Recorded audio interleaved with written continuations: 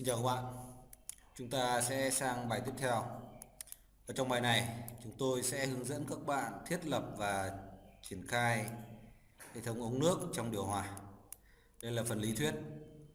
Và chúng tôi sẽ chỉ chú trọng vào những cái công cụ lệnh để phục vụ cho chúng ta triển khai môn thực tế. Thì ở phần này, chúng tôi sẽ giới thiệu các bạn một số phụ kiện cho ống nước, cho hệ thống điều hòa chiller. Thì bạn có thể xem ở đây. Các bạn thấy ở đây nó có các ống chiller là các ống thép đúng không? Ống thép thì các phụ kiện nó sẽ gồm là phụ kiện ống thép, đó là phụ kiện ren và phụ kiện hàn.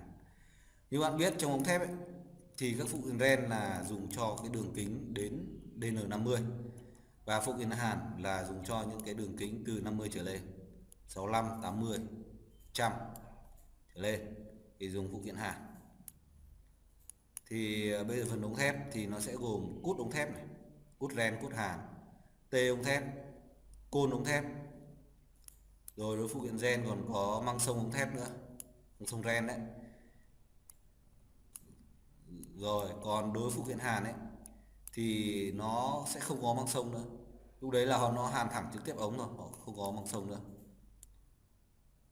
Thì tóm lại, đối với ống thép, phụ kiện ren thì gồm cút ren, tê ren, côn ren, nút bịt, ren. Còn phụ kiện hàn thì có cút hàn này, tê hàn, côn hàn, nút bịt hàn. Đấy, cũng thế. Thì bây giờ tôi sẽ giới thiệu các phụ kiện đó trên Revit. Đầu tiên là phụ kiện ren. Thì các bạn để load được một cái phụ kiện ren thì các bạn insert này, load family và bạn chọn đến phần file, fitting, chọn đến phần Malaysian, đây là ren class 150 này, treat là ren. Phụ kiện ren gồm có này, đầu tiên nút bịt ren này, tiếp theo là măng sông ren này, cái này, đây là côn ren, đây là cút ren và đây là tê ren. Bạn nhớ tê là phải tê giảm nhé, chứ không phải tê đều. Trong điều hòa thường dùng tê giảm chứ không phải dùng tê đều. Ok, bây giờ các bạn sẽ muốn lấy phụ kiện đó thì các bạn vào system, chọn đến phần file fitting này. Đầu tiên là cút ren này, loại này, cút ren này. Đấy. Tiếp theo là tê ren, cứ có chữ MI đây là bạn hiểu là phụ kiện ren. Tê ren này, được chưa? Tiếp theo là côn ren, đây cũng có chữ MI đây, côn ren này. Đấy. Tiếp theo là gì? Tiếp theo là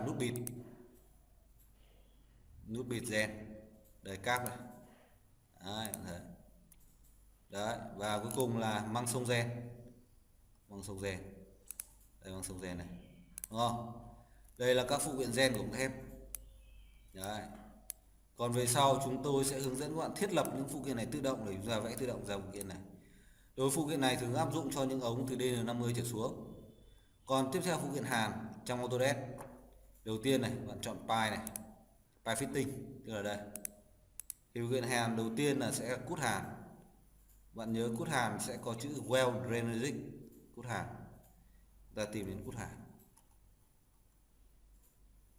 Đây là cái cút hàn. Đấy. Tiếp theo là tê hàn, well drainage. Nhưng đây tê hàn của Autodesk đây lại là một cái tê đều, trong khi trong phần chúng ta vẽ về sau là tê giảm hết. Thì sau chúng tôi sẽ cung cấp cho các bạn một cái family tê giảm để các bạn sử dụng. Tiếp theo là côn hàn, bạn chọn file fitting.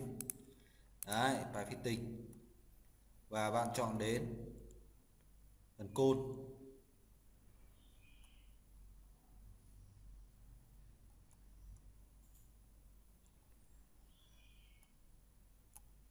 Đây này, côn này, transition well geometric, đây chính là côn hàn này. Đấy, côn hàn. Đây là côn hàn. Đấy. Đây những loại chính. Đấy là những phụ kiện hàn đây, đây phụ kiện ren. Phụ kiện hàn thì thường dùng cho đường ống DN65 trở lên. Đấy bạn thấy. Đây là tất cả các phụ kiện ống thép. Thì về sau riêng cái T này và cút là chúng ta phải thay. Bởi vì đối với không gian chúng ta vẽ trong thực tế không gian rất chật chội. Phụ kiện này của họ tương đối to, chỉ phù hợp với chuẩn ở bên Mỹ thôi. Ở Việt Nam phụ kiện này là không phù hợp nên tôi sẽ không sử dụng phụ kiện này, và chúng tôi cung cấp cho bạn trên khoa học online tê hàn và cút hàn.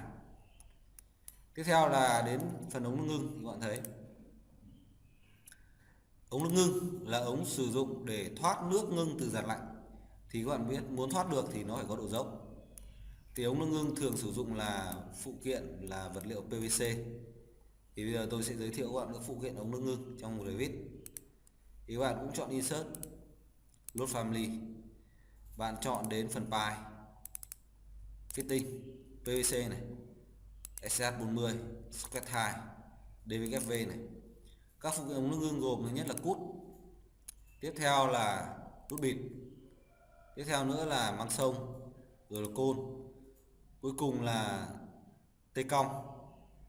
Tê cong này, thỉnh thoảng chúng ta cũng dùng đến y đây, WIE 45 Deck Reducing. Tất cả những cái tên này là tê giảm nhé. Ok.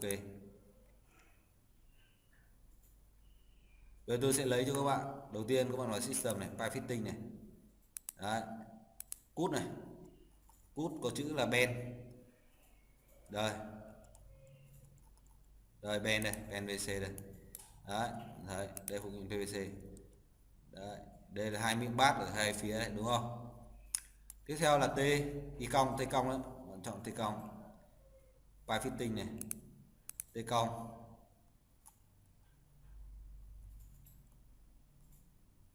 Đây, T cong đây. Đấy, được chưa?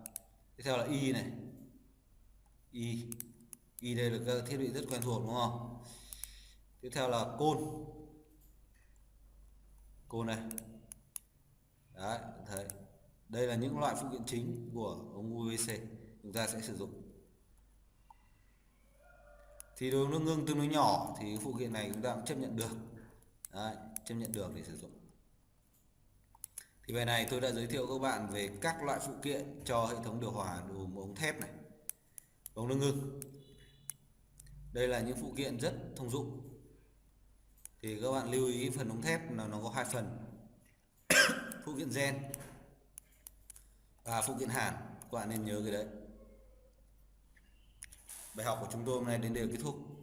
Một lần nữa, cảm ơn các bạn chú ý theo dõi và xin hẹn gặp lại.